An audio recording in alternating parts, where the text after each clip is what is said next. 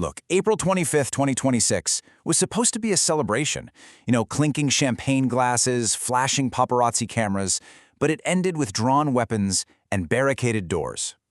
Today, we're stepping into a genuinely dark chapter of modern history for this explainer.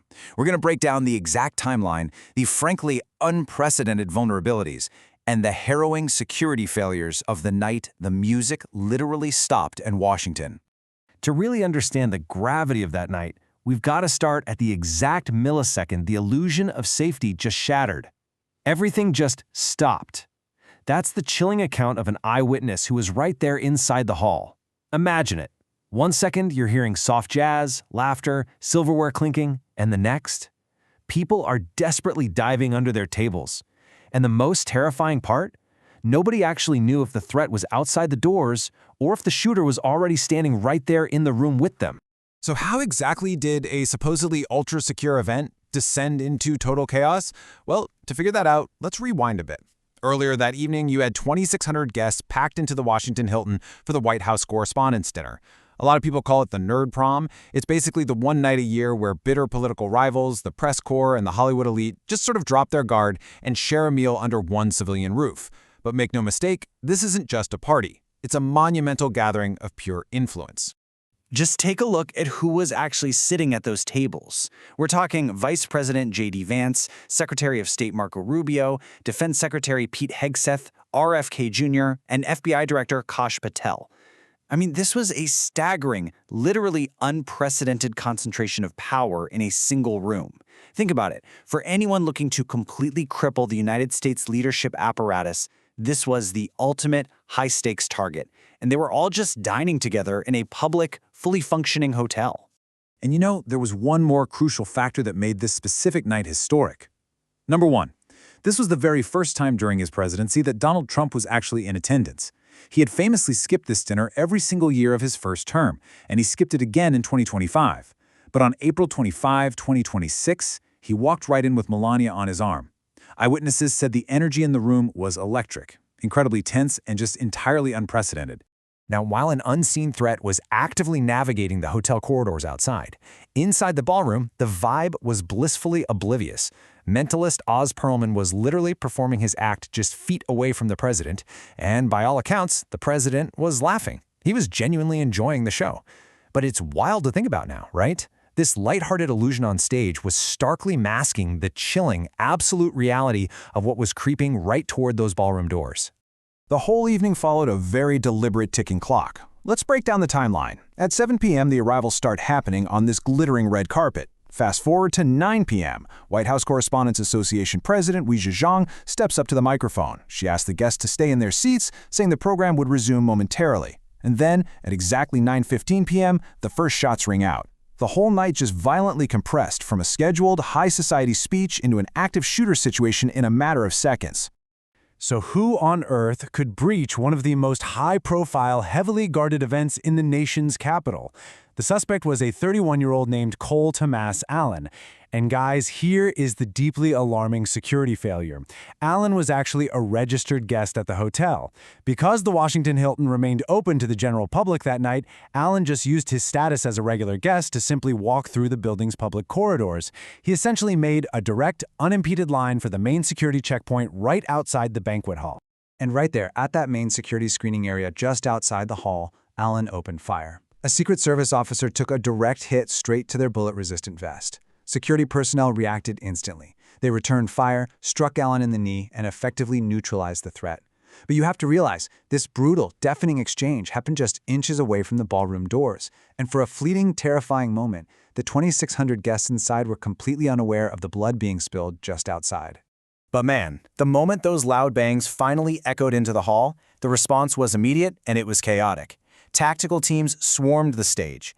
Agents seemed to appear out of thin air, guns drawn, forming a human shield around the president. The order was screamed over the noise to clear the room, which immediately plunged the entire ballroom into a panicked stampede. Within minutes of that very first shot, the Secret Service successfully and rapidly evacuated President Trump, Melania, and Vice President Vance. Hours later, deep into the night, President Trump stood before the cameras in the White House Brady briefing room, and he wasn't visibly shaken. He was defiant. He pointed squarely at the structural vulnerabilities of having the event at a hotel, stating, and I quote, "That venue was not a particularly secure building. That's why we need a proper White House ballroom. Tonight showed why." He didn't mince words. He immediately demanded that these massive, high-profile gatherings be brought behind heavily fortified walls.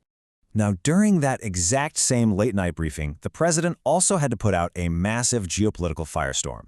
With the country already heavily engaged in a really tense conflict overseas, rumors of Iranian involvement were just running rampant across the internet like wildfire. But Trump explicitly shut that speculation down right then and there. He clarified there was absolutely no connection to the 2026 Iran conflict, insisting that this localized event was not going to alter the nation's broader military objectives. By the time the sun came up, the Department of Justice had already started piecing together the true motive. The preliminary target? It actually wasn't the institution of the press at all. It was President Trump himself. Investigators recovered a manifesto written by the suspect that outlined very specific, violent grievances against the federal government. Most notably, Allen cited deep outrage over military strikes that happened on drug boats in the Pacific earlier that year. So what we're looking at here was a domestic terror threat aimed squarely at the commander-in-chief. Fast forward to April 27th, and the federal hammer came down hard.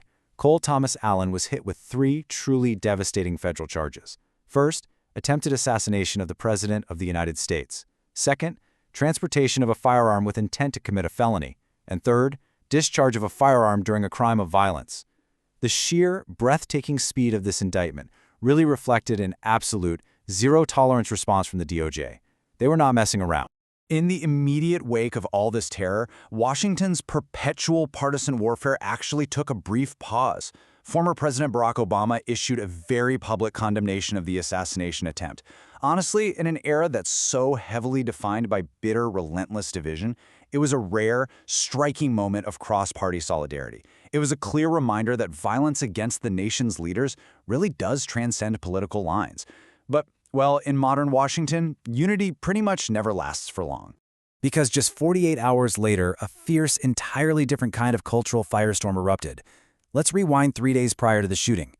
Late-night host Jimmy Kimmel had performed this mock hosting of the dinner on his show. And during it, he delivered a joke targeting the First Lady. He said, quote, "So beautiful, Mrs. Trump, you have a glow like an expectant widow."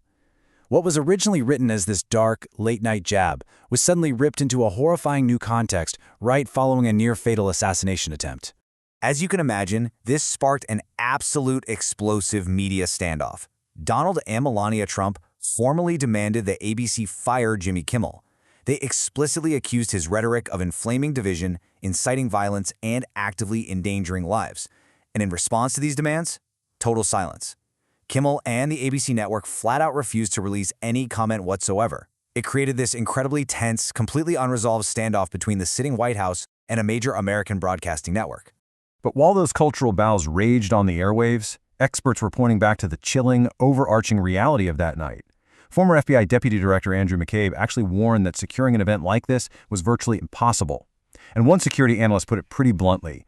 They said, when you have the president, the VP, the Secretary of State, Defense, FBI Director all in one room, that's not just a dinner. That's the entire chain of command at a civilian hotel.